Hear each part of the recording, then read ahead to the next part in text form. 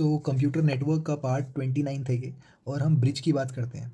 तो जब दो लेंस को कनेक्ट करने की बात आती है तो ब्रिज कंसीडर करते हैं। यहाँ पे हर एक डिवाइस का मैक एड्रेस होता है, सेंडर मैक एड्रेस और डेस्टिनेशन मैक एड्रेस।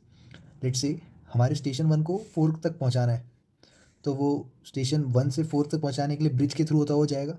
और ब्रिज में जो होता है कि initially the table of the bridge is empty, ठीक है। ब्रिज टेबल जो होती है वो शुरू में खाली होती है, तो अभी कुछ रजिस्टर्ड नहीं है, तो 1 और 4, अब 4 का पता करेगा कि 4 है कहाँ पे, और एक बार 4 तक पहुँचा दिया तो ब्रिज टेबल में एंट्री भी हो जाएगी।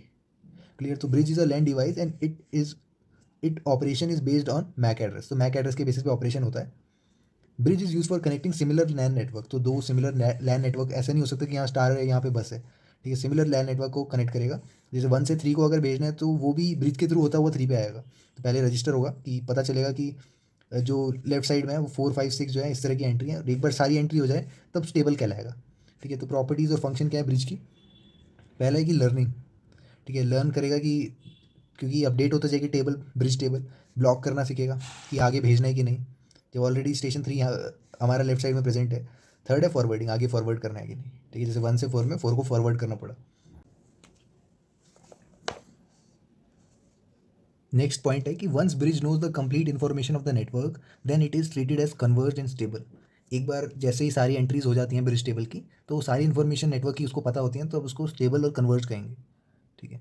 तो यहाँ पे क्या है कि हम ब्रिज का यूज़ करते हैं, यहाँ पे दो ब्रिजेस का यूज़ हो रहा है टू सपोर्ट फॉल्ट टॉलरेंट। मतलब अगर एक ब्रिज फॉल्टी निकल गया तो दूसरा वाला ब्रिज यूज़ हो सकता है। तो between similar LAN network we connect more than one bridge to support fault tolerance, ठीक है। तो यहाँ पे हमारा लैन 1 है, लैन 2 है।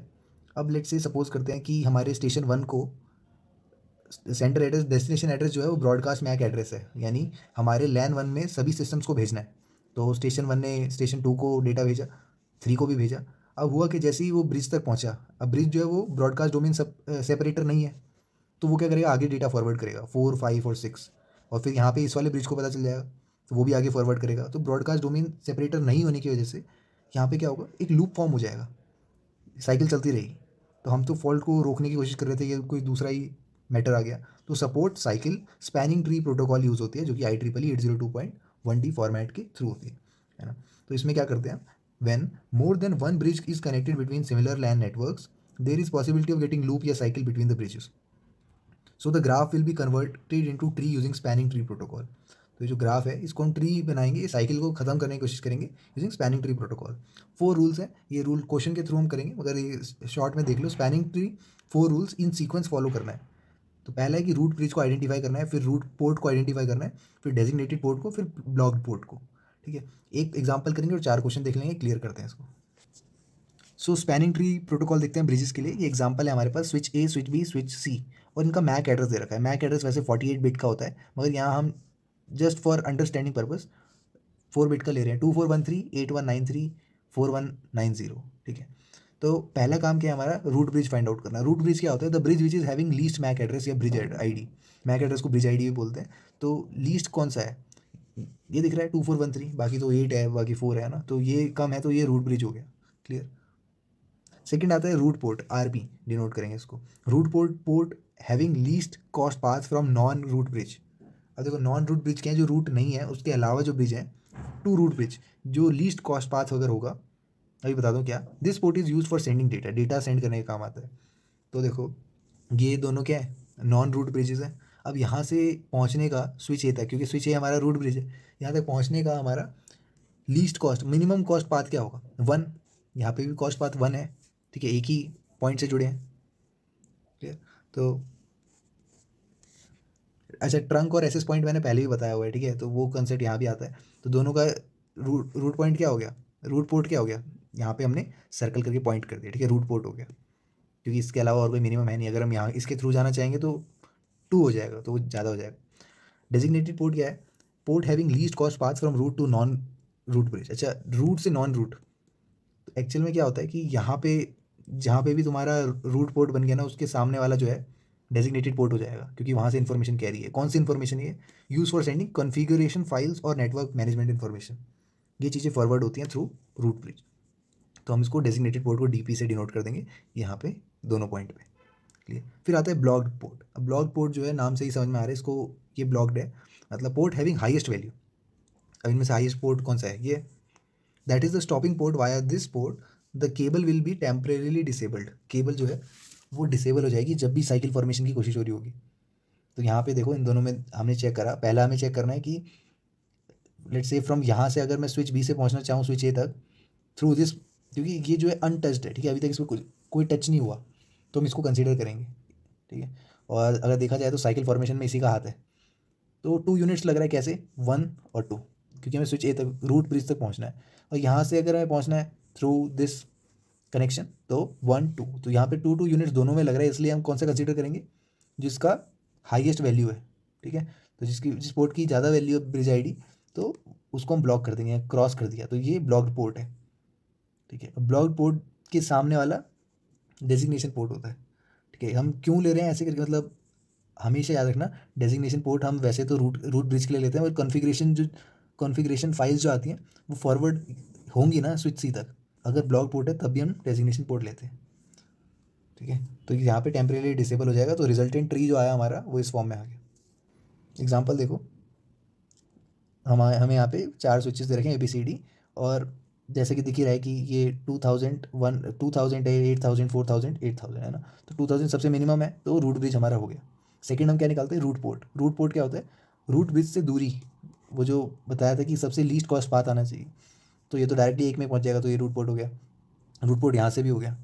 अब देखो दोनों दोनों साइड से जाएगा तो कॉस्ट जो है 2 लग रही है, ठीक है, 2 कनेक्शन से होता हुआ जाना पड़ेगा, तो कौन सा वाला चूज़ करे भाई? एक 8132 है, एक 8143 है, तो 32 वाला लेंगे ना, क्लियर। तो क्योंकि लीस्ट है, लीस्ट चाहिए हमें, लीस्ट कॉस्ट पाथ, तो कंसीडर होता है, सेकंड केस में कंसीडर होता है अगर दोनों साइड से इक्वल कॉस्ट पाथ है, 2 2 है, क्योंकि यहाँ से भी हमें ऐसे तक स्विच ए तक पहुँचना है, यहाँ से भी ऐसे तक पहुँचना है, तो हम कंसीडर करेंगे, तो RP कर दिया हमने इसको, रूट पोर्ट, क्लियर। उसके बाद आता है डेजिग्नेटेड पोर्ट। क्या होते हैं डेजिग्नेटेड पोर्ट? रूट पोर्ट के सामने वाले हो जाते हैं, ठीक है। और डेजिग्नेटेड पोर्ट क्या करते हैं? कैरी फॉरवर्ड करते हैं, carry forward root given configuration, तो जो भी रूट ब्रिज से जो भी कॉन्फ़िगरेशन मिलेगी वो डेजिग्नेटेड पोर्ट के थ्रू कैरी होगी, क्लियर। उसके बाद लास्ट बात आता है ब्लॉक पोर्ट का। अभी अनटच्ड जो था वो ये रहा, है ना, क्योंकि बाकी तो हो रहे थे। तो यहाँ पे क्या है कि अगर मेरे को स्विच ए तक पहुँचना है तो 1 2 3 कॉस्ट पाथ 3 आ रहा है, यहाँ पे 1 2 2 आ रहा है, तो डेफिनेटली ज़्यादा कॉस्ट पाथ वाला हमारा ब्लॉक हो जाएगा। ब्लॉक पोर्ट के सामने वाला ने डेजिग्नेशन पोर्ट कर दिया, ठीक है। यहाँ पे 2 लिखा है ना, chosen this as value was 2 unit from both side, so based on MAC least address, ठीक है। ये वाला केस कौन सा बताया मैंने? जब हम फाइंड आउट कर रहे हैं रूट पोर्ट को, क्योंकि हमने इन दोनों का रूट पोर्ट तो पता लगा दिया, RP मगर SD का रूट पोर्ट यानी स्विच D का रूट पोर्ट निकालने के लिए हमने क्या करा? दोनों साइड से इक्वल अमाउंट ऑफ पाथ लग रहा है, मगर जो भी बेस्ड ऑन लीस्ट एड्रेस के कौन सा है? 8143 और 8132 में 8132, तो इसलिए हम ये कंसिडर कर रहे हैं RP रूट पोर्ट, क्लियर। तो रिजल्टेंट हमारा ट्री बन गया इस तरह से। ये सर्कुलर बेस्ड रिप्रेजेंटेशन है।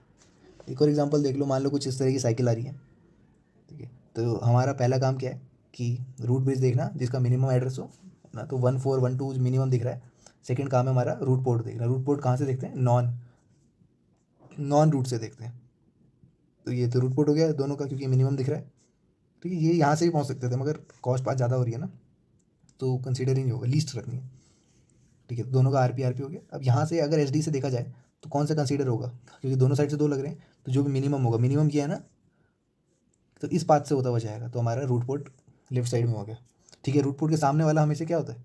Designated port, designated port, designated port, बता दिया, ठीक है। कौन सी अनटच्ड रह गई, मतलब कौन सी जो कनेक्शन है उसको हमने छुआ नहीं? एक तो ये है और सेकंड ये है। दोनों को देखते हैं, ब्लॉक पोर्ट निकालने की कोशिश करते हैं। पहले यहाँ से देखते हैं कि अगर यहाँ से कॉस्ट पाथ निकाले तो 1 2, यहाँ से निकाले 1 2, ठीक है, दोनों का 2 2 आ रहा है, तो बताओ मैक के बेसिस पे होगा, तो ये सबसे ज़्यादा हो रहा है, तो जिसका हाईएस्ट वैल्यू होती है उसी को हम ब्लॉक पोर्ट कर देते हैं, तो उसके सामने वाला डेस्टिनेशन पोर्ट है, क्योंकि वो तो रूट की इन्फॉर्मेशन कैरी करने के काम आ रहा है, क्लियर। नीचे वाले हिस्से में देखो, इन दोनों में से अगर तुम यहाँ से कंसीडर करोगे SD से 1 2, तो 2 स्टेप में पहुँच रहा है, मगर SC से कंसीडर करोगे तो कहीं से भी करो 1 2 3 3 स्टेप तो लग रहे हैं, तो यही वाला दिक्कत दे रहा है, ठीक है। स्विच C जो है वो ब्लॉक पोर्ट हो जाएगा हमारा, तो रिजल्टेंट हमारे इस तरह का बनेगा। देखो स्विच C, और ऐसे नहीं कि डायरेक्टली मैक एड्रेस पे कंपेयर कर दिया, नहीं, पहले हम कॉस्ट पाथ पे करेंगे, वरना यहाँ तो ज़्यादा था, है ना, तो इस चीज़ का ध्यान रखना। एक आखिरी एग्जांपल और देख लो, तो यहाँ पे इस तरह के स्विचेस हैं, switch A B C D E। अब यहाँ पे स्विच C जो है सबसे मिनिमम है, ठीक है, ऐसे मान लो 1000 2000 3000 4000 5000 लिखा है। ठीक है, पहला काम हमने इसको रूट ब्रिज असाइन कर दिया क्योंकि ये मिनिमम था। ठीक है, सेकंड काम क्या होता है, रूट पोर्ट फाइंड आउट करना नॉन नॉन रूट से रूट की तरफ। तो देखो इसके लिए तो एक स्टेप में ही हो रहा है, एक स्टेप मिनिमम ही होता है ना। कॉस्ट पाथ जो है यहाँ पे मिनिमम है, तो रूट पोर्ट हमने डिफाइन कर दिया। ठीक है, इसके अलावा यहाँ देखो, अब इसके केस में एच डी के केस में एस ए से होता हुआ जाएगा तो फिर तो भी दो ही कॉस्ट पाथ आएगा, क्योंकि 1 2 दो कॉस्ट पाथ आ गए, यहाँ से भी दो ही कॉस्ट पाथ आ रहा है ना। एच डी से होता हुआ एस बी जाएगा, एस बी से होता हुआ एस सी जाएगा, तो दो कॉस्ट पाथ आया ना। तो इसमें हमें डिफरेंस कैसे पता चलेगा, जो मिनिमम है। तो इसलिए हमने यहाँ पे क्या करा, इस वाले एरिया पे रूट पोर्ट मारा। ठीक है, क्योंकि यहाँ से भेजा जाएगा। इस वाले के ऊपर वाले केस में भी, स्विच ई के केस में भी यही हुआ, रूट पोर्ट ये हो गया। अब के सामने वाले डेजिग्नेशन पोर्ट होते हैं दोनों। ठीक है, बात क्लियर हो गई। अब आती है बात जो अनटच्ड रह गए। अनटच्ड कौन से रह गए, एक तो ये नीचे वाला आपस में जो हो रखा है ज्वाइन। तो यहाँ पे बताओ कि अगर हम यहाँ से निकलेंगे तो भी कॉस्ट पार्ट 2 आ रहा है, और यहाँ से निकलेंगे तो भी 2 आ रहा है, मगर तो हम मैक एड्रेस के बेसिस पे जज करेंगे। तो ये सबसे ज़्यादा हाईएस्ट वैल्यू है, तो उसको हम क्या करेंगे, ब्लॉक पोर्ट कर देंगे, उसके सामने वाला डेजिग्नेशन पोर्ट हो जाएगा। ठीक है, अब रह गए ये दोनों भी अनटच्ड रह गए थे। तो हमने यहाँ से देखा, अगर मैं यहाँ से भेजता हूँ तो 1 2 3, तो यहाँ पे तो 3 स्टेप लग रहे हैं, और यहाँ से 2, 1 और 2 में पहुँच गया। ऊपर वाले से भी 2 1 और 2 में पहुँच गए, यहाँ पे फिर 3 स्टेप लग रहे हैं। तो ये 3 स्टेप यानी ज़्यादा लग रहे हैं, कॉस्ट पाथ ज़्यादा है, तो ये दोनों ब्लॉक हो जाएंगे। ब्लॉक के सामने वाले हमारे डेजिग्नेशन पोर्ट हो रहेंगे। ठीक है, कुछ इस तरह का दिखेगा। ये जो ब्लॉक वाले हैं उनको कंसीडर नहीं करेंगे तो हमारा साइकिल गायब हो जाएगी, रिजल्टेंट इस तरह का दिखेगा। ये होप समझ में आया, इतना ही।